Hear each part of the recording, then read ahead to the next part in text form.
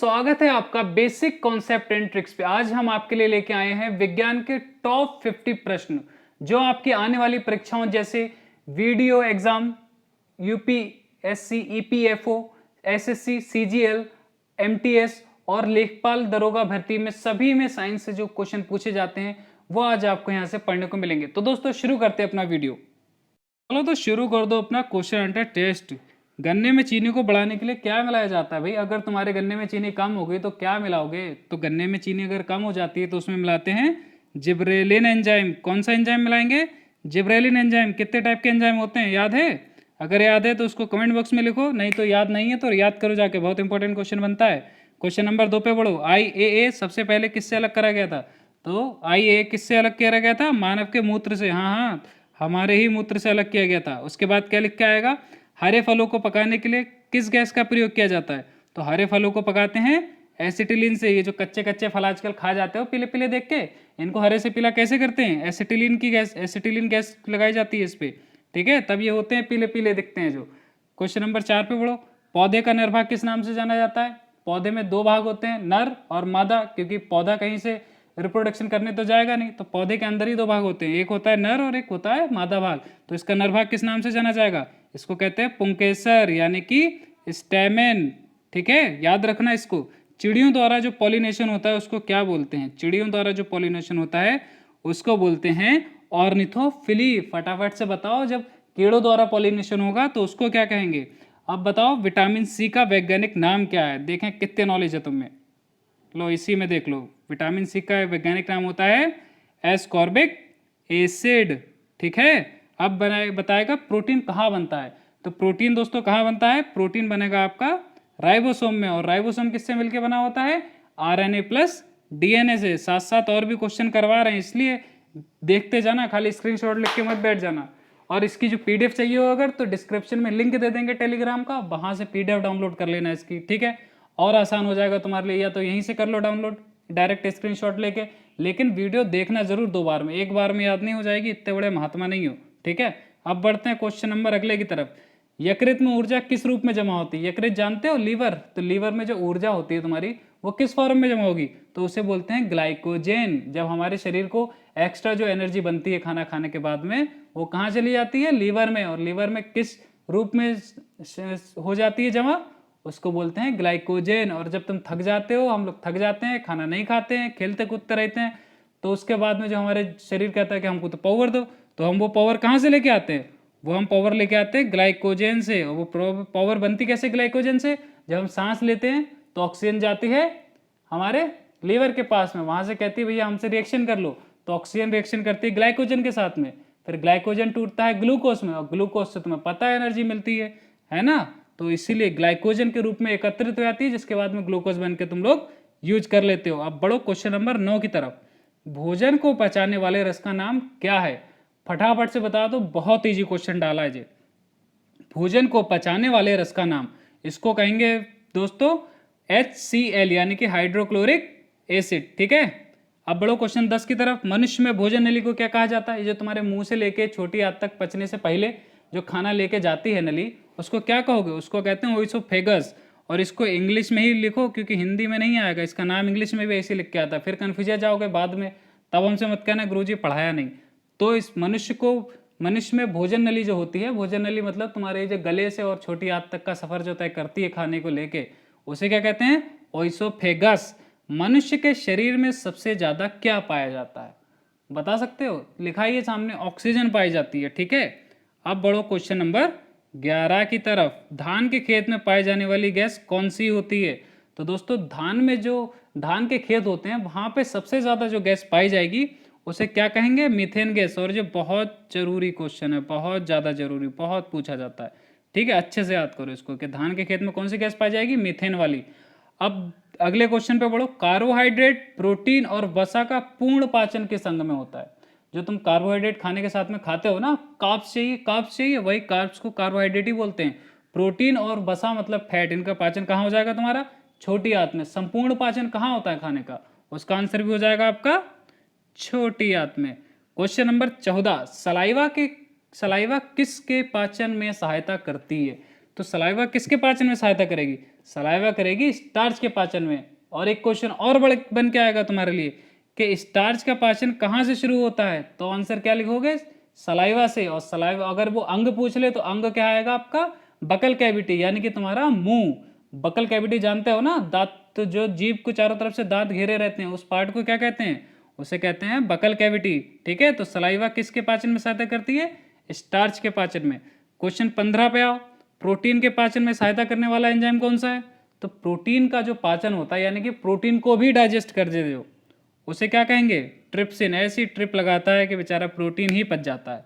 हृदय का मुख्य काम क्या है, धड़कना नहीं है, किसी को अपने आप को एक दूसरे दिल एक्सचेंज नहीं करना होता।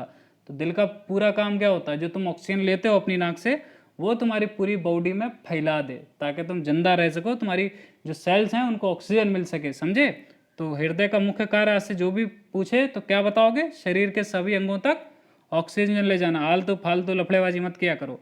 रक्त का निर्माण कहाँ होता है, ये जो तुम्हारे जिस्म में इतना खून पाया जा रहा है ये बनता कहाँ है पता है, ये बनता है तुम्हारे बोन मैरो में। बोन मैरो कहाँ होता है, हड्डियों के बीचों बीच में, वो जो मुलायम से क्रीम कलर का भाग होता है ना उसे क्या कहते हैं, बोन मैरो कह देते हैं। ठीक है, राइटिंग पे ध्यान मत दो, एरो अच्छे नहीं बनते हमसे, पढ़ाई पे ध्यान दो, क्वेश्चन अच्छे बनते हैं हमसे जो तुमसे ही बनेंगे पेपर में जाके।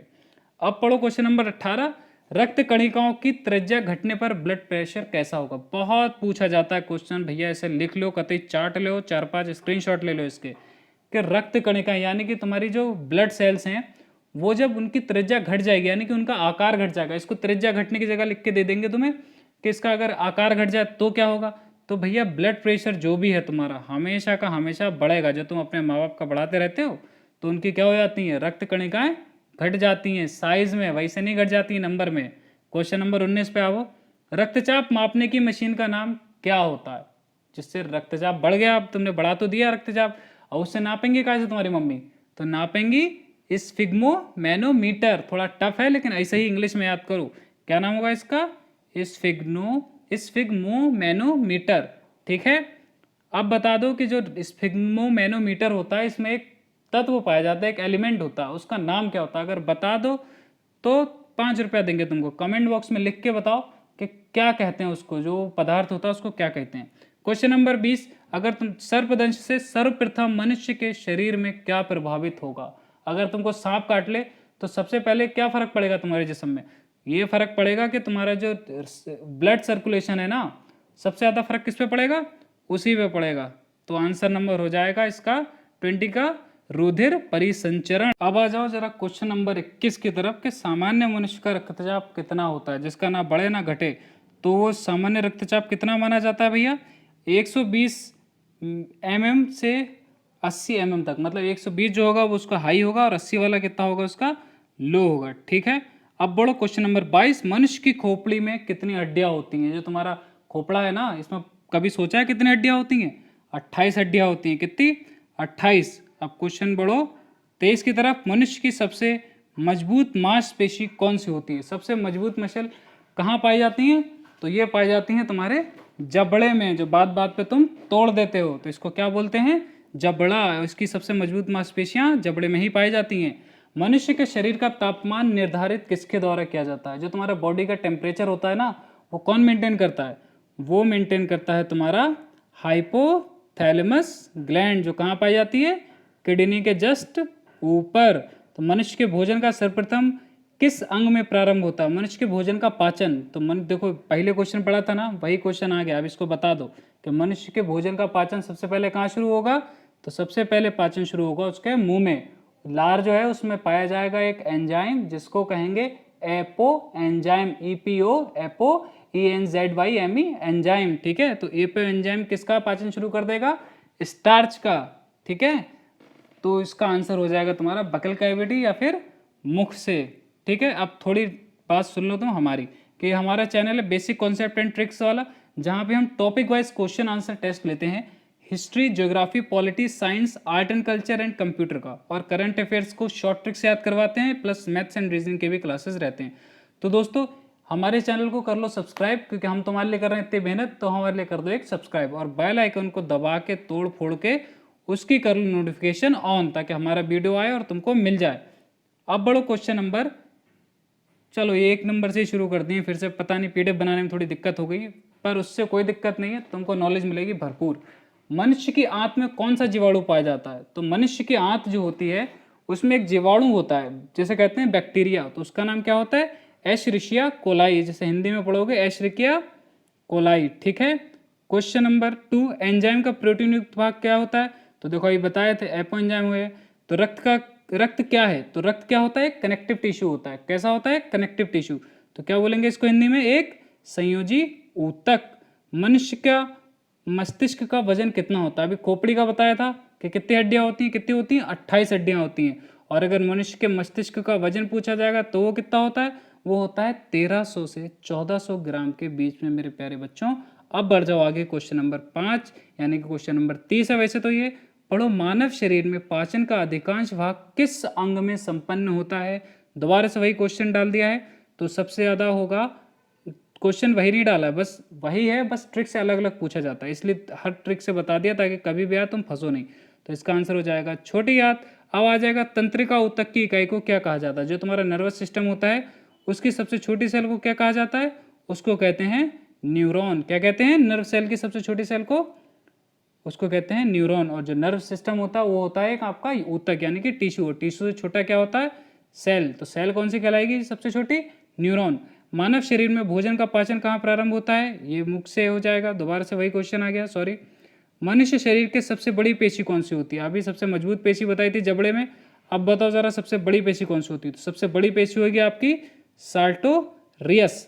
मनुष्य शरीर में किन अंगों को लाल रक्त का कब्र कहा जाता है, यानी कि आरबीसी की कब्र किसे कहते हैं?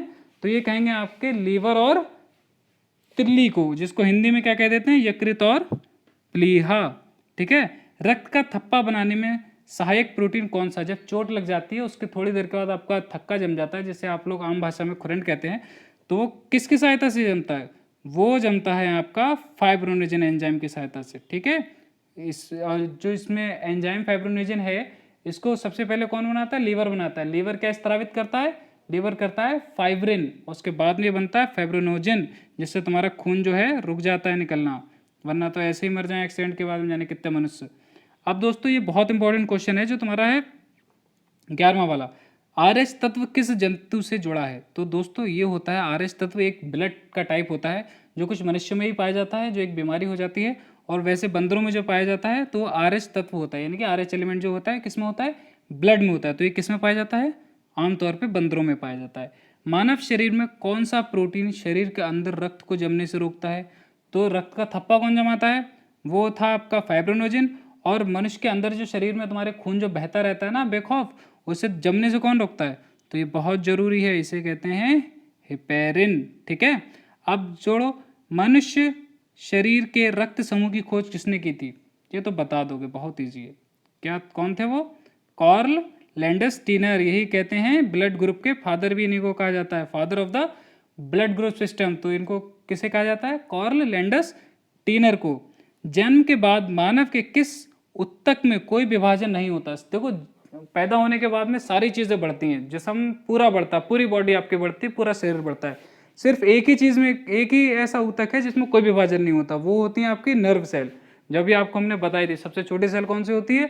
न्यूरॉन। तो वो किसकी होती है? नर्व सेल की ही होती है, ठीक है। देखो रिवीजन करवा रहे हैं बार बार, इसके बाद मत कहना कि गुरुजी हम भूल गए थे पेपर में और ऐसा नहीं आया। बार बार रिवीजन करते जाओ, अच्छे से पढ़ते जाओ। तो इसका आंसर हो जाएगा आपका तंत्रिका कोशिकाएं। मनुष्य के सौंदर्य का अध्ययन क्या कहलाता है? जो तुम्हारी सुंदरता होती है, अगर इसको मापने की इकाई हो या फिर उसकी जो स्टडी होगी तो उसको क्या कहलाएंगे? कैलोलॉजी। इसको आराम से याद किया करो, सेलोलॉजी से। सेल मतलब जिससे हम बने हुए हैं, तो उसका जो स्टडी होगी वो कैसे करेंगे? कैलोलॉजी से, ठीक है। अब बढ़ो क्वेश्चन नंबर 16 की तरफ। किसी जीवित देह के भीतर कोशिका या उस ऊतक की मृत्यु को क्या कहा जाता है? जीवित इंसान के अंदर अगर कोशिका या फिर ऊतक यानी कि सेल और टिश्यू की अगर मृत्यु हो जाएगी, अगर वो डेड हो जाएगी, तो उसको क्या कहेंगे? नेक्रासिस। क्या कहा जाएगा उसको? नेक्रासिस कहा जाएगा। अब एक बात बताओ, power house of the cell किसे कहते हैं? फटाफट लिख दो कमेंट में, सारे क्वेश्चन लिखना, कहीं पता चला पहले वाले भूलते जा रहे हो, आखिरी वाला लिख के जाओ। सब बताओ, जिसके सारे करेक्ट होंगे उसका कमेंट हम कर देंगे पिन, ठीक है। अब बढ़ो 17 की तरफ। एंटीबॉडी कितने प्रकार की होती है? बहुत आसान सवाल है, इसमें तो कोई बात ही नहीं थी, हम बताएंगे ही नहीं तुमको, खुद देखो, पढ़ लो आराम से। मनुष्य के आंसू में कौन सा एंजाइम पाया जाता है? जब तुम रोते हो तो जिस्म से कौन सा एंजाइम निकलता है? उसे कहते हैं लाइसोजाइम। और रोने से सुंदरता बढ़ती है, आंखों के काले घेरे कम होते हैं। तुम रात रात लेट के मोबाइल चलाते हो, रोया करो खूब, अच्छी हो जाएंगी आंखें। डीपीटी दवा किन रोगों से बचाव के लिए लगाई जाती है? तो भैया DPT, D for diphtheria, P for काली खांसी। काली खांसी का नाम इंग्लिश में बताओ क्या कहते हैं? वही हो जाएगा पी से। और जो तुम्हारा टी है उससे हो जाएगा आपका टेटेनस। टेटेनस किस बैक्टीरिया से या किस वायरस के काटने से होता है पता है?